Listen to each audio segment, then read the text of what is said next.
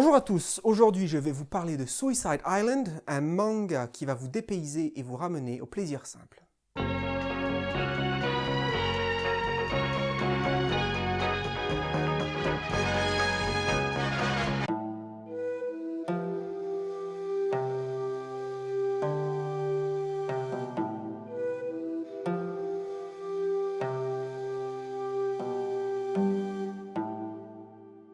Suicide Island est un manga écrit par Koji Mori. Il est publié au Japon depuis 2009 et il compte à l'heure actuelle une quinzaine de volumes. Et en France, le manga est édité par Kazé depuis 2011. A noter que l'auteur de Suicide Island rencontra sur les bords du lycée un certain Kentaro Miura, qui deviendra bien sûr le célèbre auteur de Berserk. L'histoire commence avec Sei, un jeune homme de 19 ans, qui est à l'hôpital. On apprend qu'il a essayé de se suicider, et ce pour la seconde fois. Le docteur lui rappelle que vivre est un droit, mais aussi et surtout un devoir, et que ne pas accomplir ce devoir revient à renoncer à ce droit. Mais Sei lui demande de le laisser mourir. Et curieusement, le docteur fait signer à Sei un document avant que ce dernier ne s'endorme. Contre toute attente, Sei va se réveiller dans un endroit des plus inattendus.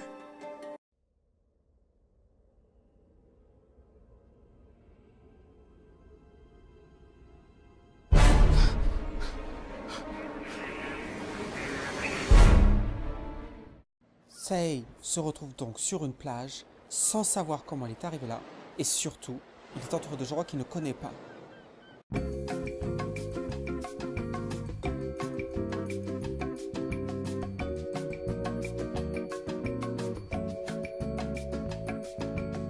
Nos personnages comprennent alors très vite qu'ils ont tous un point commun, ce sont tous des suicidaires récidivistes. Et ils vont alors découvrir un panneau qui va leur révéler la réalité de leur sort.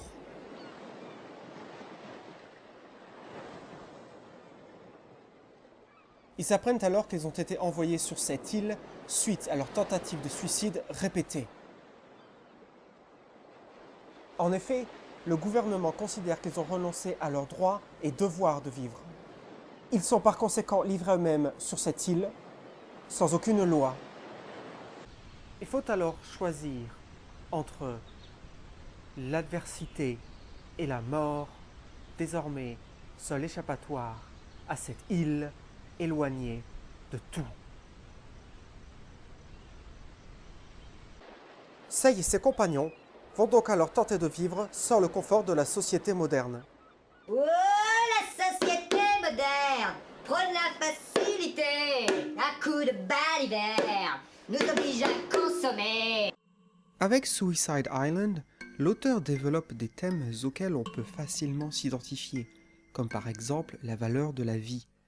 Lorsqu'on est sur le point de tout perdre, cela peut nous inciter à ouvrir les yeux sur ce que l'on a et ainsi à se rendre compte de notre chance.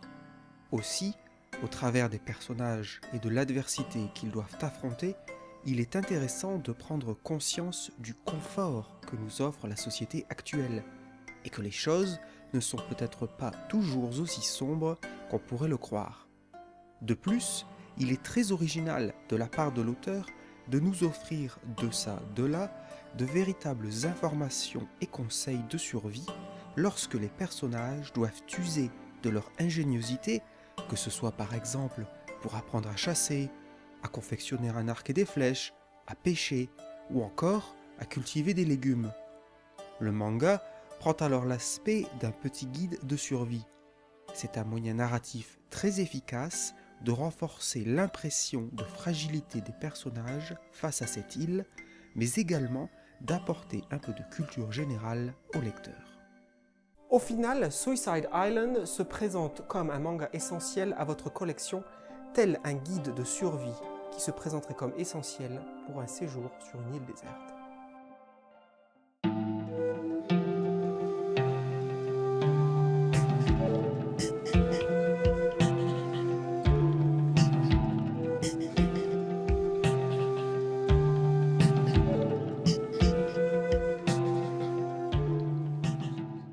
Merci d'avoir regardé cet épisode. Si vous l'avez aimé, Vous pouvez nous laisser un pouce vers le haut et si vous n'avez pas aimé, un pouce vers le bas. Nous vous invitons à vous abonner si vous ne voulez pas rater les prochains épisodes. Vous pouvez soutenir la chaîne grâce à notre page Tipeee et vous pouvez aussi nous rejoindre sur Facebook, Twitter et Google+.